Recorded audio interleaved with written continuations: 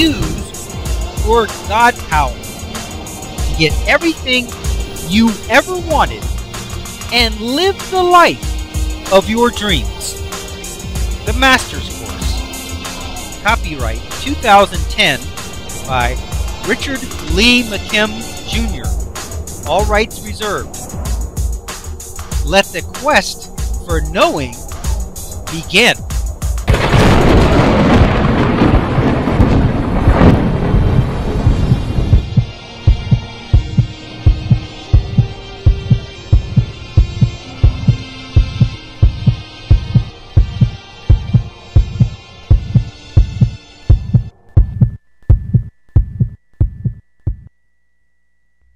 Okay, let's look at these illustrations. Normal reality. You have the physical meaning of the person. Physical meaning is she's blind. That means something's wrong with her eyes, they're poked out, they're not working, whatever. She's blind. Then you have the physical meaning of a nose and an earlobe, which is basically just, fleshy skin. Then you have the physical meaning that seeing requires light in eyes. Then you have the physical result. She doesn't see. If you have a person who's blind, and you have the information about that, then you have the information about a nose and an ear, which doesn't lend anything to that, and then you also include the normal information that seeing requires light in eyes, then you don't come up with the result of seeing. You don't see. That's the normal situation. You don't see. Now bring in your God power. Change some meanings. God power exercised by her own beliefs. You have the physical meaning of the person. Once again, that hasn't changed. She's blind. But then you have thought meaning. You can see with the nose and an earlobe. Now, if she didn't believe that, it wouldn't happen. But she believes it. She can see with her nose and her earlobe. The thought meaning. That obviously has a thought meaning that goes with it, that seeing does not require light in eyes. So if you have the physical meaning of the blind person, okay, but you can see with your nose and ear, then you don't need your eyes, and seeing doesn't require light in eyes, what happens? You get a physical result of she does see with her nose and earlobe. Is that powerful or what? You can change the meaning of what a nose is and an earlobe. You can change it to being, I can see with my nose, I can see with my ear, and it can happen? That's God power for you. That's powerful. Let's look at the green here. It says, the ability has been elicited and activated in her own life experience. Here she's thinking positively. You see the green tuning fork is being struck. It's creating a positive vibration, and it's eliciting activities. Now, this is the thing. Her eyes obviously don't work.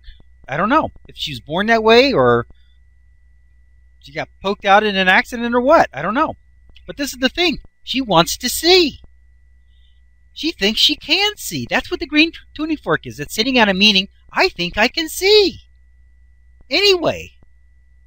And so what's she eliciting? She's eliciting her nose and her ears. Those are two of the green tuning forks. She's eliciting them into action to take over the sight process, to be the sight mechanism. She's eliciting that from the circumstance. Remember, circumstances are neutral, but she's making this circumstance she's becoming able to see with her nose and her ear. Now you see there's some red tuning forks there. Those would be the tuning forks that say, you can't see anymore, you're blind, it's over for you. She's not eliciting that.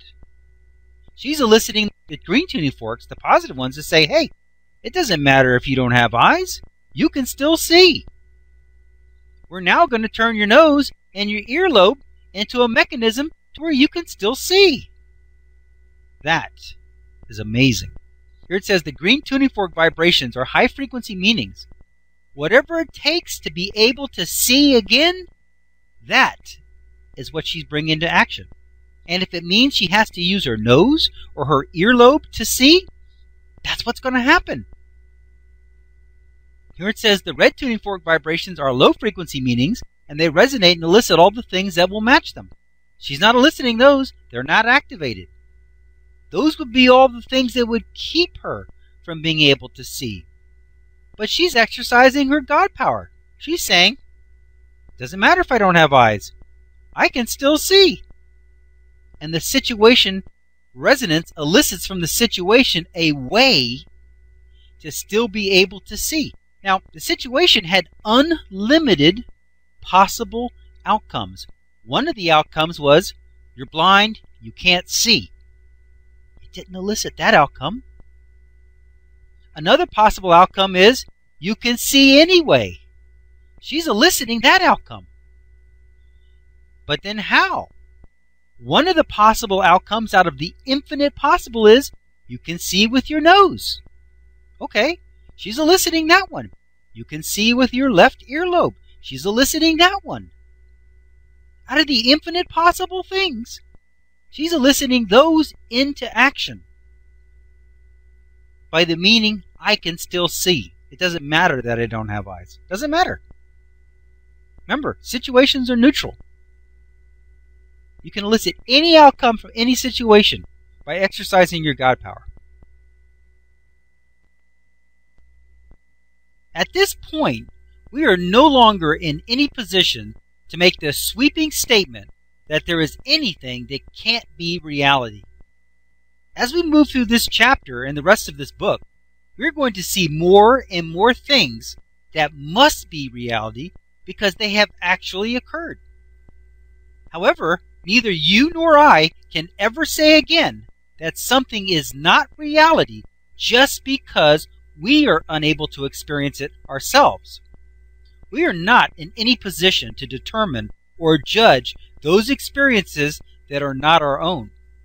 The only thing that we can say for sure is what is or is not reality for ourselves. The rest is someone else's work, and it's in their hands, rightfully so. In the 1960s, the prestigious Soviet Academy of Science investigated a Russian peasant woman named Rosa Kolosova, who could see photographs and read newspapers with the tips of her fingers, and pronounced her abilities genuine. Significantly, the Soviets ruled out the possibility that she was simply detecting varying amounts of stored heat different colors emanate naturally. She could read a black and white newspaper even when it was covered with a sheet of heated glass. She became so renowned for her abilities that Life magazine eventually published an article about her.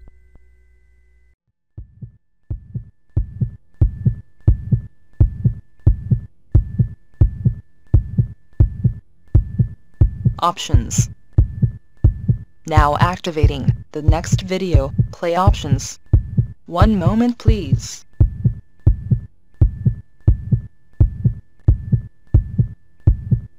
Click on the green arrow to start watching the next video. Or, click on the red arrow to start watching the prior video. Or, click on the tan arrow to go to the main course menu and guide, with links to all course chapters, excerpts, and special reports.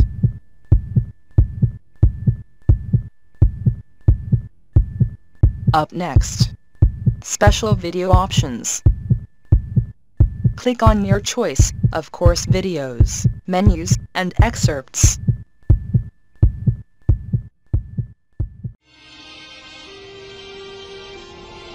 Now switching to the special video options menu and activating the video selection buttons. Click on your selection number to start watching the video.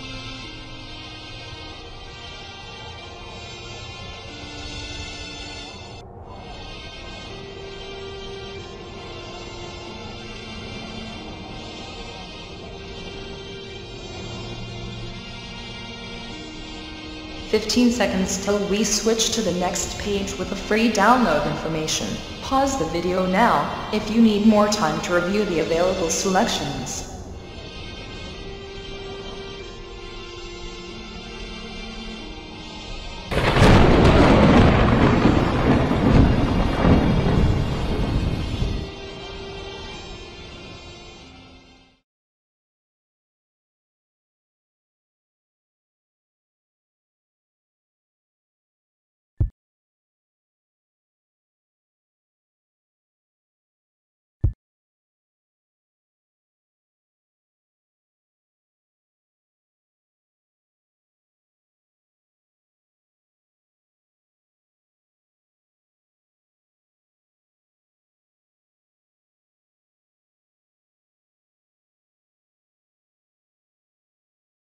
This is the end of this course video.